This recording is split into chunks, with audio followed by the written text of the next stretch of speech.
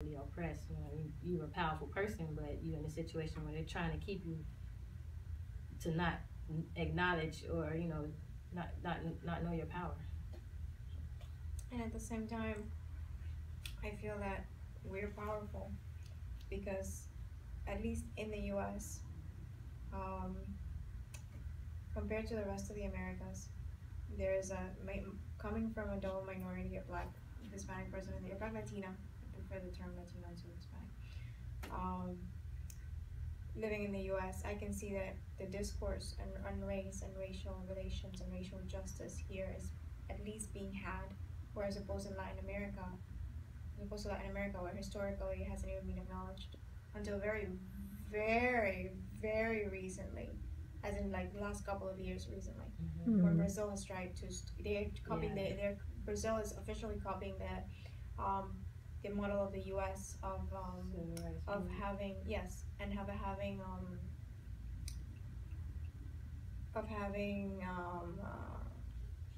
what is it called, Correct. oh my goodness,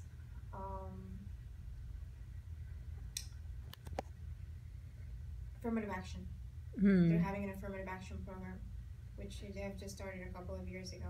Okay. Even those things, like, we are a model for the rest of the world, that when people of color come together and they acknowledge that we have been oppressed and that we are being oppressed, but that we've also made contributions and that we're valuable to the society. Yeah. And that we've, to a certain extent, whether, some people like it or not, we've built most of the, as I said, the Americas were built on the backs of our ancestors for free, whether people like it or not. Whether that's true from here to Brazil, to Colombia, to Dominican Republic, to Haiti, to everywhere. So we are valuable, and the fact that we have historically been made to feel less, like she just said a little bit earlier, is another reason why we have to continue to, I don't want to say the word, I like the word struggle more than fight,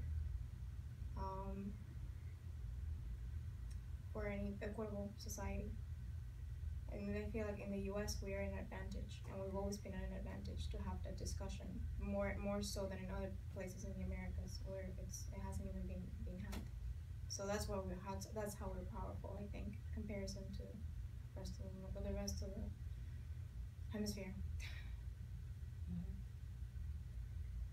There might be situations and scenarios where I feel oppressed, but that doesn't mean it's an oppression that I can understand. And it's not because it's not my struggle, but it's because I'm living in a world where it's okay, and that's not the world I want to live in. It's not the world I see.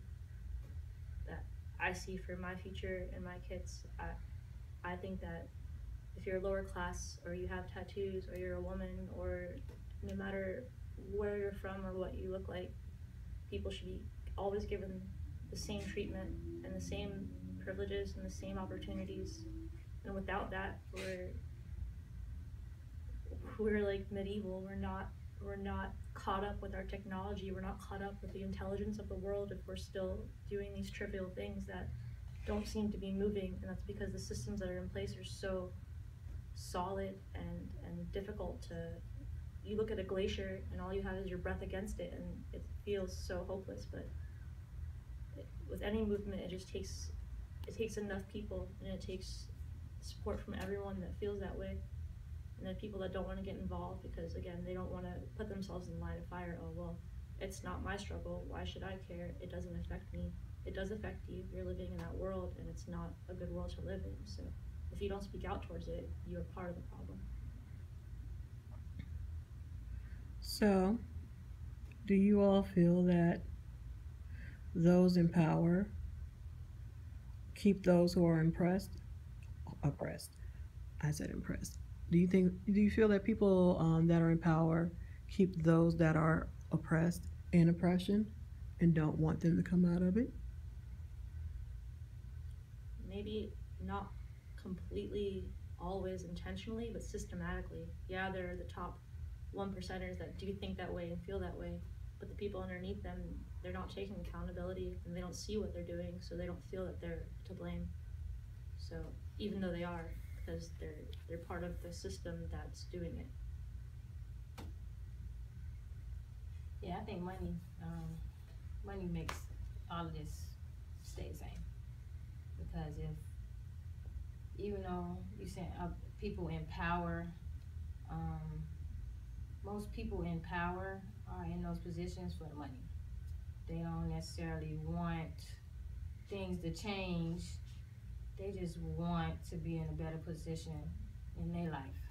They might want some social justice, minimal, social justice so that they can solidify their position. But overall, for the system, if the whole thing gets better, they don't have a job.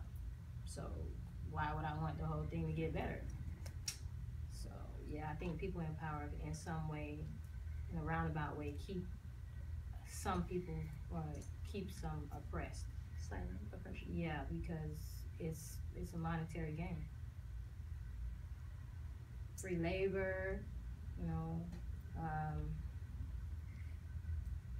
just keeping people ignorant to different things so that you can experiment on them and create change for other big money opportunities. Is like I said, just the money does this thing to people where they hurt other people to keep it. So yeah, I do think people in power do keep the people who are oppressed. I do feel that way also. It may not always be deliberate by some people, but I feel like the system itself is blatantly, deliberately keeping the oppressed. And the system is held in power by the majority of a certain group who has power. So it's just, and that's true in any.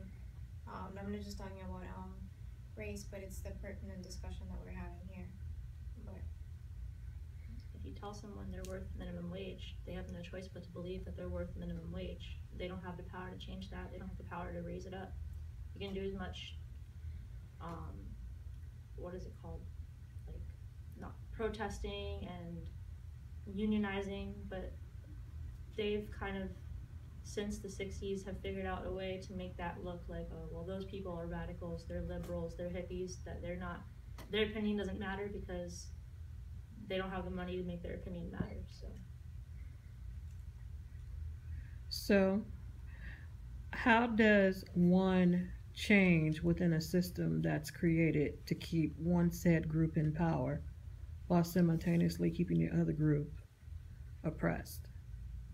Education, changing yourself first, talking to young people, talking to your family, making friends with people that you wouldn't normally be friends with, like a 50-year-old taxi driver man. We have all these ideas of who we're supposed to talk to and who we're supposed to be around and who we're supposed to click with because they're set in place, but that's not the case. You're able to talk to anyone, you're able to be and share and love and be around anyone. Rebel.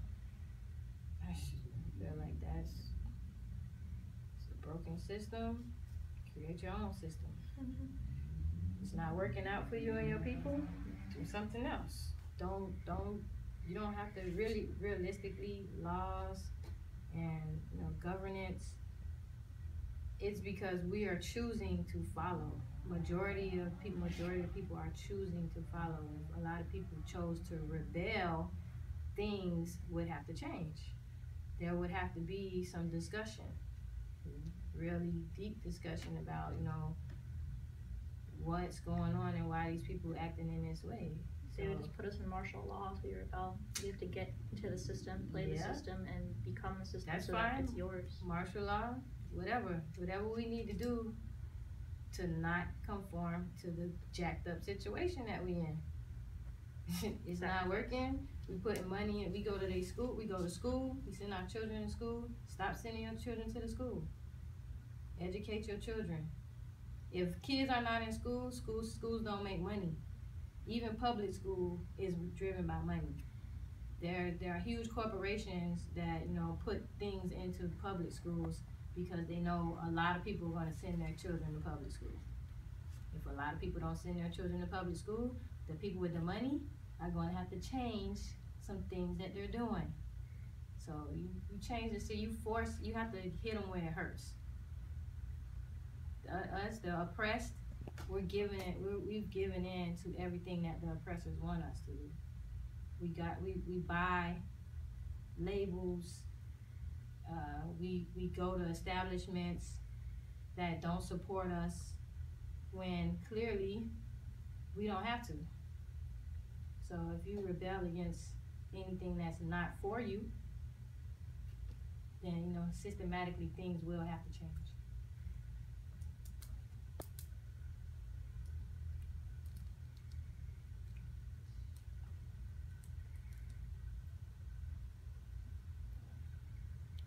Okay.